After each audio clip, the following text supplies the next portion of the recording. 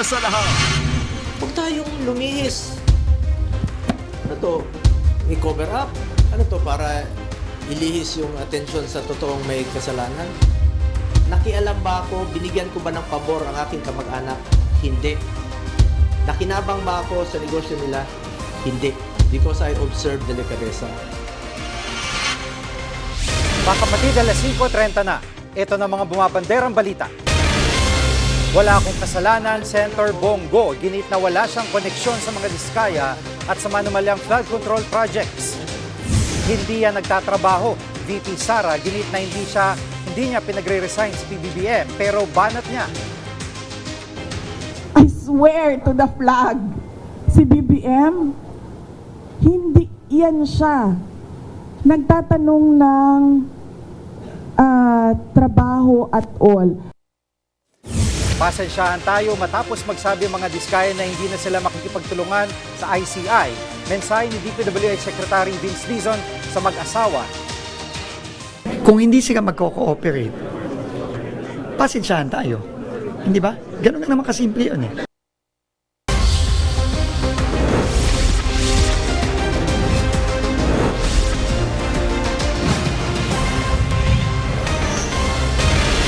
Inimbestigahan na ng Ombudsman at DPWH ang posibleng koneksyon ng mag-asawang Diskaya sa CLTG Builders, ang construction company na pagmamayari ng ama ni Senator Bongo.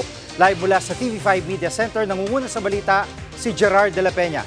Gerard, saan sisimula ng Ombudsman at DPWH ang kanilang investigasyon dito? Jiggy, tinitingnan na nga ng Ombudsman o titingnan na ng Ombudsman at ng Department of Public Works and Highways itong mga kontratang pinasok ng mga diskaya simula noong nakaraang administrasyon. At ayon pa nga kay Public Works Secretary Vince Dizon, mismo mga diskaya na rin ang umamin sa isang Senate Blue Ribbon Committee hearing na nagsimulang lumago yung kanilang negosyo noong 2016. Nagkausap na raw si Dizon at saka si Remulla simula nga ng sinabi ng mag-asawang diskaya na hindi na sila may kipagtulungan kaugnay sa investigasyon nitong mga manumalyang flood control projects. Sa panayam sa Storycon ng One News ay unang sinabi ni Ombudsman Remulla na lumago ang negosyo ng mga diskaya matapos ang joint venture nila sa nitong St. Gerard Construction Corporation sa CLTG. Pakinggan natin ang naging pahayag ni Remulla at ni Dizon. Kinanong ko sa kanila yung CLTG. Ang sinabi sa akin, never nila nakilala yung Christopher Lawrence Bongo na CLTG, si Christopher Lawrence Tesoro Go. That's the initials of the person, the senator.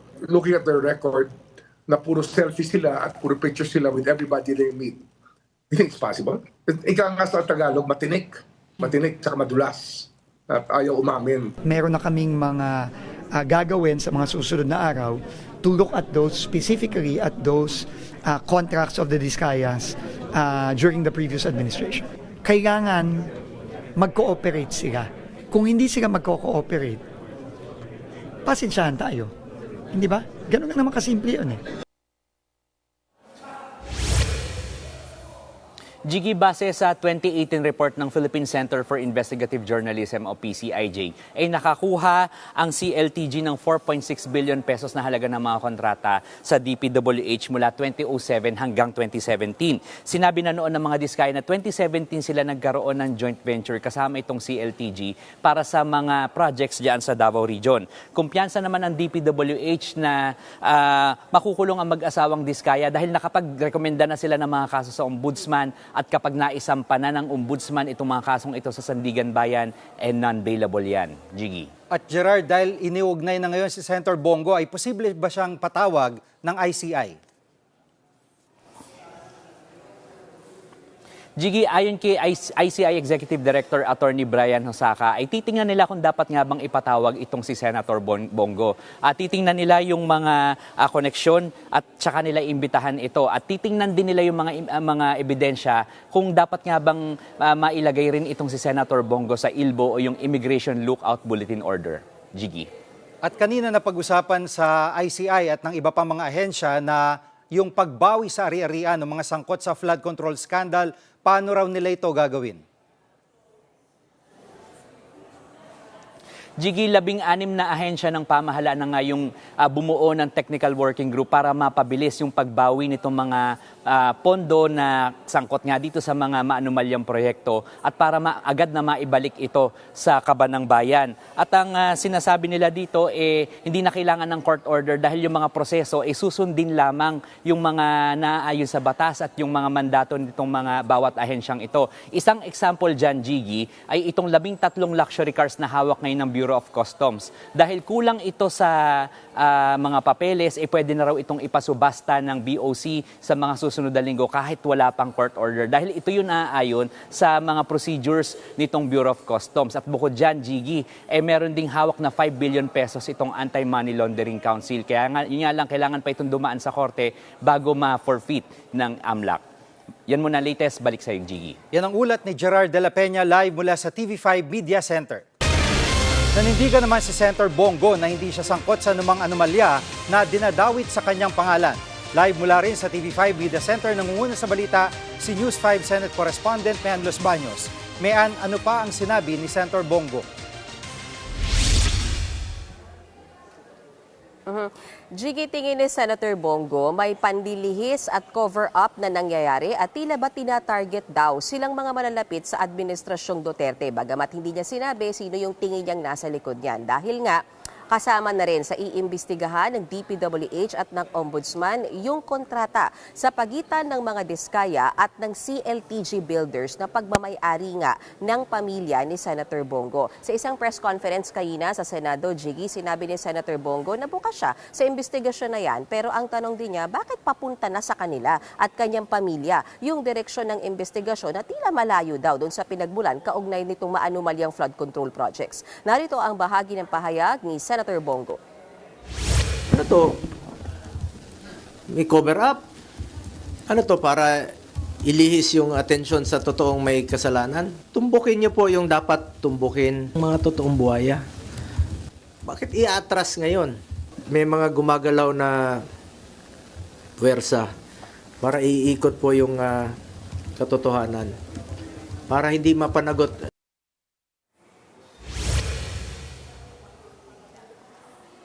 Jiggy, kung matatandaan natin doon sa interview kay Ombudsman Boying Remulla ng Storycon ng One News, sinabi niya na tingin niya pinoprotektahan ng mga diskaya itong si Senator Bongo dahil ayaw daw sumagot o magbigay ng kahit anong detalye ng mga diskaya kaugnay doon sa joint venture sa pagitan ng kanilang construction company at nitong CLTG Builders na again, pagmamay-ari ng pamilya ni Senator Bongo. Jiggy. At may anong sagot ni Senator Go sa sinasabing meron nga silang koneksyon sa mga diskaya? Paulit-ulit niya sinasabi, Jiggy, kanina doon sa press conference, hindi sila magkakilala ng mga diskaya kaya wala raw dahilan para protektahan siya ng mga ito. Nanawagan pa nga siya sa mga diskaya na sabihin lahat ng kanilang nalalaman doon sa mga pagdinig. At tungkol naman doon sa joint venture between the CLTG Builders at saka sa mga diskaya, hindi raw yan sekreto. Kasi kahit doon sa hearing, siya daw mismo ang nagtanong kaugnay niyan. Ano? At ang sinasabi ni Senator Bongo, kung sakaling may nagawang illegal doon sa joint venture ng CLTG Builders at ng mga diskaya, handa raw siya na siya mismo yung tatayong complainant at maghain ng reklamo kaugnay niyan. Narito ang bahagi ng pahayag ni Senator Bongo. Hindi ko po kilala ang mga diskaya. Wala po akong pakialam sa mga diskaya. Ako mismo ang willing po akong magkaso. Kasuhan natin yung mga dapat kasuhan kahit kamag-anak ko. I'm willing to be the complainant. Joint venture between CLTG and St. Gerard. Sabi, sir, they were able to bag contracts sa Davao, hundreds of millions. Did you know about it? Were there favors given para makakuha ng contract sa Davao? Since 2001, di po ako nag-influenza. Nakialam ba ako para bigyan ng pabor ang aking kamag-anak? Hindi. Because I observe delikadesa.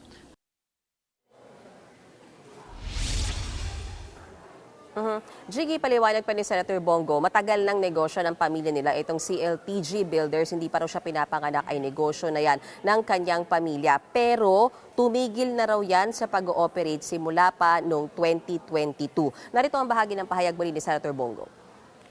Kung pwede lang pumili ng kamag-anak, papalitan ko yung kamag-anak ko. Makapili ba tayo ng kamag-anak? Siguro hindi po titigil ito unless na lang palitan ko yung kamag-anak ko. Or, kunin ng Panginoon yung kamag-anak ko, yung tatay ko.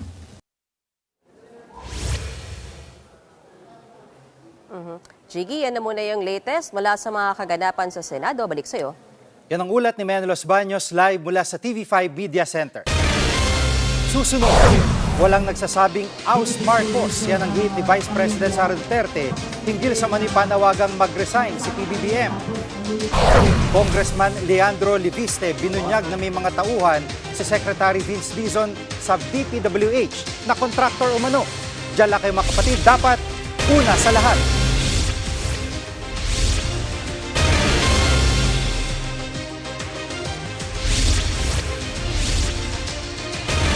May mga bagong patutsada si Vice President Sara Duterte laban kay Pangulong Bongbong Marcos. Kumpiyansa rin ang bise na hindi siya madadawit sa isyu ng anomalya sa flood control projects. Live mula sa TV5 Media Center, nangunguna sa balita si Camille Samonte. Camille, anong paliwanag ng Vice President kung bakit ganun siya ka-confident laban sa isyu ng flood control?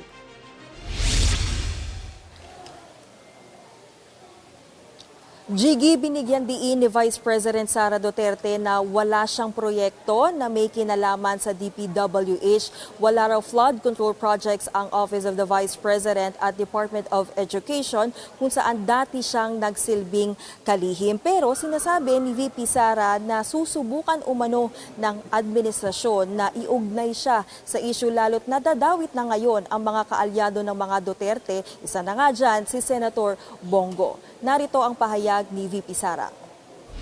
Sa tingin ko, susubukan nila na paabutin sa akin dahil sa kaalyado ni dating Pangulong Rodrigo Duterte, si Senator Bongo. Doon siguro nila gagawan ng kwento yon. Yung part na ako, si PRD, nasa gitna, at si Senator Bongo, nasa kabilang side. At Camille, kumpiyansa rin si PBBM na hindi siya madadawit sa isyu ng flood control. Anong tingin dito ng bise? Jiggy, duda dyan si VP Sara. Bakit daw agad nasabi ni Pangulong Bongbong Marcos na hindi nga aabot sa kanyang opisina ang investigasyon? Posible raw na alam na ng Pangulo kung anong kalalabasan ng investigasyon ng Independent Commission for Infrastructure. At sa ibang issue, may payag na ba si VP Sara kaugnay sa sinasabing destabilization plot laban kay Pangulong Marcos?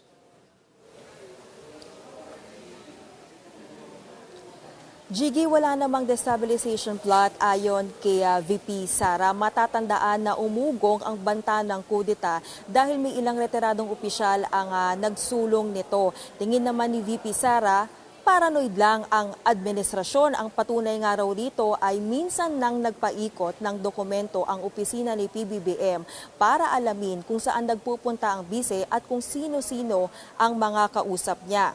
Pakinggan natin ang sinabi ni VP Sara. Duda ko, natatakot sila sa posibleng mangyari sa kanila. At alam naman natin na matagal na talaga silang insecure. Makikita mong medyo paranoid.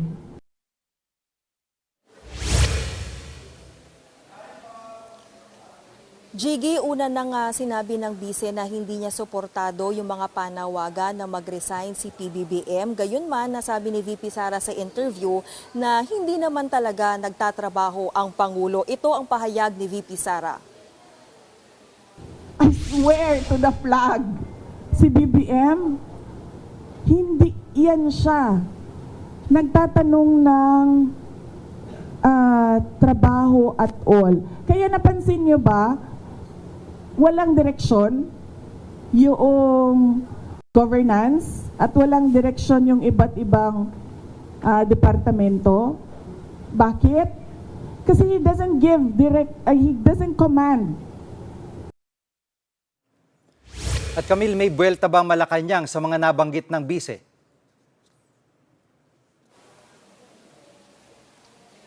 Jiggy, ayon sa Malacanang, kaya kumpiyansa ang Pangulo na hindi siya madadawit sa katiwalian ay dahil alam daw niyang para sa bayan ang kanyang ginagawa at hindi pansarili tulad ng iba. Hindi rin daw takot magpaimbestiga ang Pangulo, bagay na hindi nagawa ng nakaraang administrasyon. Yan muna ang latest. Balik sa iyo, Jiggy. Pangulat ni Camille Samonte.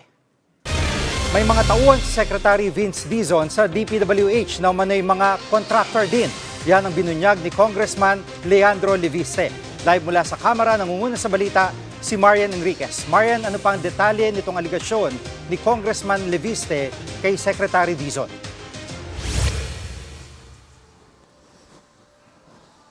Jiggy, hinamon nga ni Batangas 1st District Representative Leandro Leviste itong si DPWH Secretary Vince Dizon na i-check yung kanyang team na nakikipag-meeting umano sa mga contractor na may kaugnayan sa flood control scandal. Ayon kay Leviste, may mga appointee si Dizon sa DPWH na pawang mga contractor.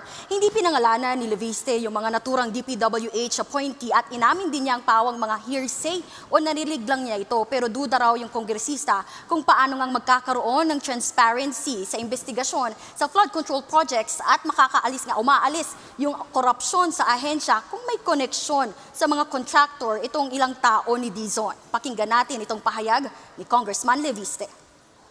If it's true that new appointees in DPWH have interests in companies that do business with DPWH, are we sure that there will be no conflict of interest in the awarding of contracts under the new leadership at DPWH?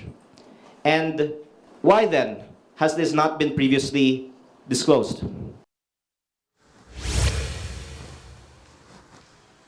Jiggy, sa gitna pa nga ng press conference kanina ni Leviste sa Kamara, may tumawag sa kanya mula raw sa opisina ni Secretary Dizon. Pakinggan natin ito. I really don't know who's the contractor in your team. But if you can ask them and come clean to the public, then that would, I think, be a sign that there's real change now in DPWH. I have not even been told who in your team is a contractor. I'm just relaying what I heard. At Marian, may pahayag na ba si Secretary Dizon sa mga aligasyong ito? Kasi parang hindi rin sigurado si Congressman Leviste sa mga sinasabi niya. Yes, Jiggy, matapos nga yung mga revelasyon kanina ni Leviste, agad nagpa-press con itong si Secretary Dizon.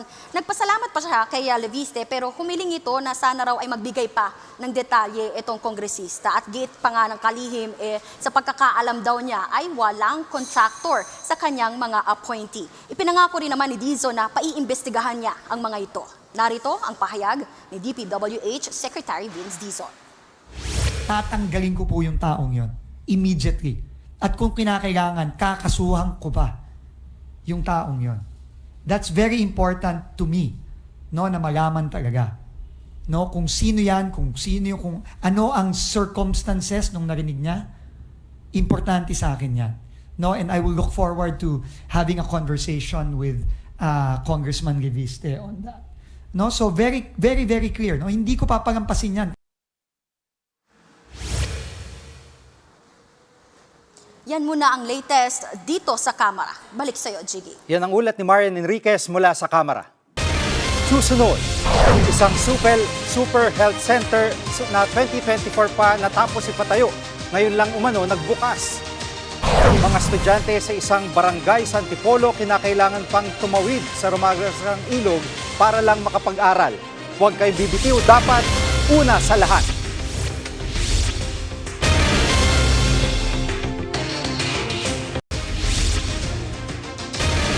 Isang super health center sa Antipolo City ang nagmamadali umanong magbukas ng malamang bibisita ron ng Department of Health ngayong araw. Yan ay kahit pahigit isang taon nang tapos ang pasilidad. Nangunguna sa balita si JC Cosico. JC, anong bumungad sa DOH na mag-inspeksyon dyan kaninang umaga?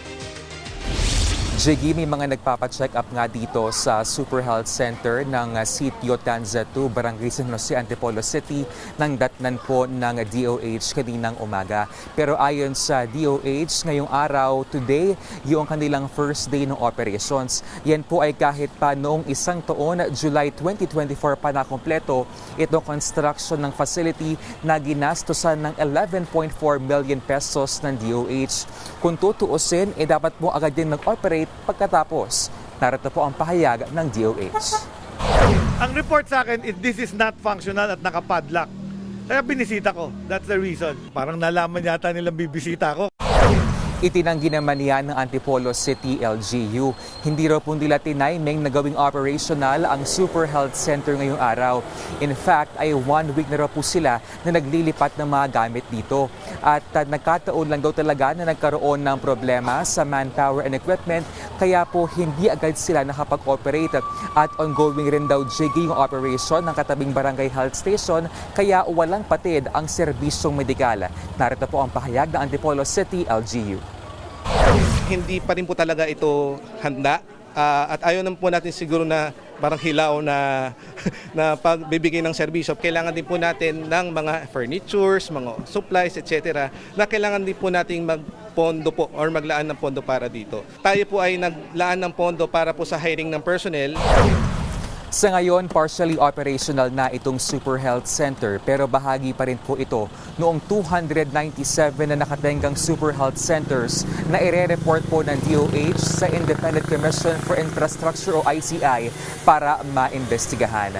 Itinanggi naman ng DOH yung sinabi ng Marikina LGU na hindi sila binigyan ng pondo para matapos ang konstruksyon ng Concepcion 2 Super Health Center. Ipinakita po nila itong certification ni Nooy Marikina Mayor Marcy Teodoro na ang LG na raw po ang sasagot ng pondo para nga sa completion nitong Super Health Center. Jiggy. Yan ang ulat ni JC Cosico mula sa Antipolo City. Sabi nila ang edukasyon ay isang hakbang palapit sa iyong pangarap, pero hindi ito ganon kasimple para sa mga bata sa isang barangay sa Antipolo rin na kailangan pang tumawid ng ilog para lang makapag-aral. Ang kwento dokumentado ni Angela Lagunzad Castro.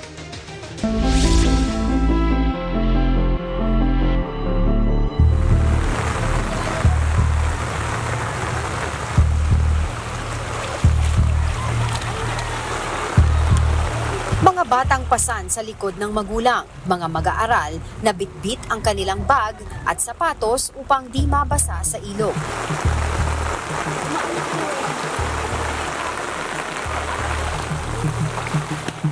Ganito ang araw-araw na eksena, alas 5 pa lang ng umaga sa Sitio Dagat-Dagatan, Barangay Muntindilaw sa Rizal.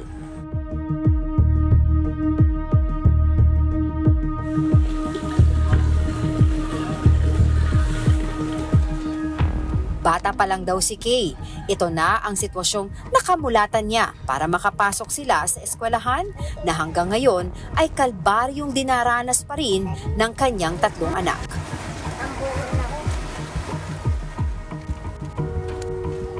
So pag tumatawid kayo dito, dalawa sila? Karga mo? Opo, yung grade 1 ko po at saka yung grade 3, isa lang naman po. Yung salit-salitan po sila ng pagtawid ko po. Kasi pag sila lang po, di po kaya, maliit po yung grade 1 ko eh. Kaya inaano ko po talaga, pinapasan ko po talaga. Okay. Siyempre po, yun po yung responsibilidad natin bilang magulang, pag-aralin po yung anak po natin para po makapagtapos po sila ng pag-aaral. Hindi po rin nila maranasan yung naranasan ko po. Maulan sa Sitio Dagat-Dagatan noong aming binisita sina Kay. Delikado na raw tumawid sa ilog tuwing malakas ang buhos ng ulan, kaya napipilitan ng ilan na lumiban na lang sa klase. Hanggang gaano kataas yung tinataas ng level ng tubig dito kapag umuulan? Minsan po hanggang kalahati ng creek. Meron talaga yung pagtuloy-tuloy talaga, minsan mapapupo yan. May mas ligtas na daan naman papasok ng paaralan mula sa sitio.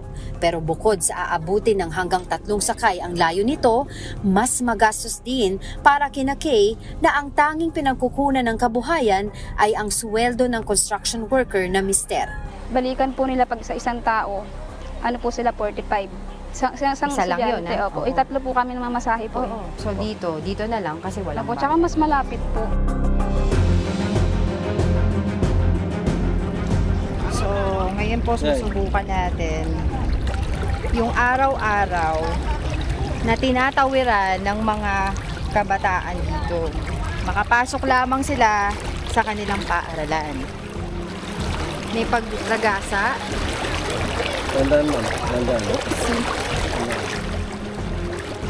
Medyo may pagkalalim dito sa area na to. Tulay na tatawiran para sa mga mag-aaral. Ito ang matagal ng hiling ng mga residente ng Muntindilaw. May nagsasabi na may plano daw po yung gobyerno para dito hanggang kailan pa? Hanggang kailan namin aantayin? Aantayin pa po ba natin na may mangyari sa lugar na to bago po natin na-actionan? Kahit simpleng tulay lang po mamba na makadaan lang ang mga bata para lang hindi po sila tumatawid sa ilog. Ang hirap po. Tapos nandoon na naano yung sapatos, tsinelas. So sa amin malaking bagay na yun. Siyempre mag-aalala kami, paano kaya itong pambili ng sapatos ng anak ko, ng tsinelas ko? Sa kanilang pag-uwi, sa bawat hakbang ay patunay ng tapang at determinasyon. Hangad na sana ay dumating ang panahon na hindi na kailangan lumusong sa panganib, makarating lamang sa kanilang paaralan. Sa ngayon, tuloy lang ang pakikipagsapalaran sa ilog na ito dahil bukas ay panibagong araw na naman ang tatawirin. Angela Lagunsad Castro, mukha ng maliliit, isyong malalaki, dokumentado.